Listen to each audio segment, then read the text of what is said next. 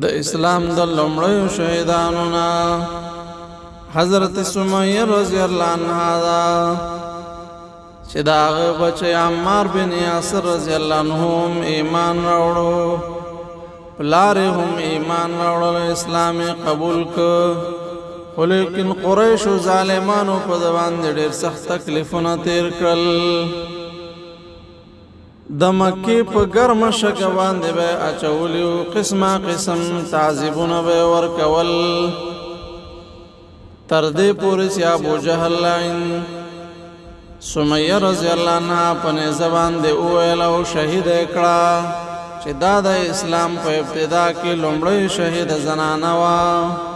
او دارنګې په تعذیب او وهلو ټکولو باندې پلار هم ورته شهید که.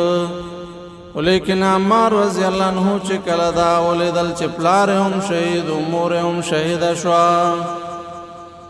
د زړه کې ایمان ځای نیولی و، ظاهرا یې د کفارو خبره ومنله. کله چې محمد رسول الله صلی الله علیه وسلم ته راغی، سخت یې وژړل، په ژړا ژړا کې ورته وایي یا رسول الله، اے دا اللہ رسولا قتلو ابی و قتلو امی، اے دا اللہ رسولا دے ظالمانو پلار هم راته ووژلو، مور هم راته په تکلیفونو کې ووژله،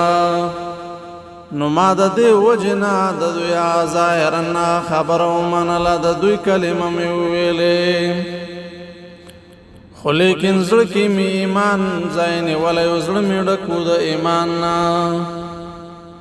نو رب العالمین د عمار بن یاسر رضی الله عنه په تایید کې رب العالمین آیتونه راولېږل، من کفر بالله من بعد ایمانه، چا چې کفر وکړ په الله باندې پس د ایمان راوړلو نه، سوا د هغه چا نه الا من اکره وقلبه مطمئن بالایمان، سوا د هغه چا نه چې هغه باندې زبردستی او زور وشو، لکه د عمار بن یاسر رضی الله عنه حالت چې د ده زړه مطمئن په ایمان باندې. رب العالمین د عمار بن یاسر په اړه باندې د آیاتونه نازل کړ. نو محمد رسول الله ورته فرمایل یا عمار ان عادوا فعود، کچر بیا هم مجبور شنو ظاهرا دا خبره کولای شي، خو لیکن چې زړه کې د ایمان وي. مکه کې اسلام کمزوری و، د مسلمانانو وس نه رسېدلو، محمد رسول الله به ورته کتل، محمد رسول الله خپل صحابه کرامو ته د صبر تلقین ورکولو، کله به چې د کعبې په خوا کې تېرېدلو نو د صبر تلقین الفاظ به ورته ویل، صبرا آل یاسر فإن موعدکم الجنه، اے د یاسر کورنۍ صبر کوئ، ستاسو وعده جنت ده، رب العالمین به تاسې ته مقابله کې جنت درکوي. رب العالمین د مؤمن د زړه حال ته ګوري، د خولې خبرو ته ظاهرا اعتبار نشته ده. رب العالمین چاته چې زړه کې ایمان نصیب کړی وي، لکه عمار بن یاسر رضی الله عنه. حضرت عمار بن یاسر رضی الله عنه یوازینی صحابي و چې د رب العالمین د پاره مور او پلار دواړه شهیدان شو. محمد رسول الله به ډېره تسلی ورکوله،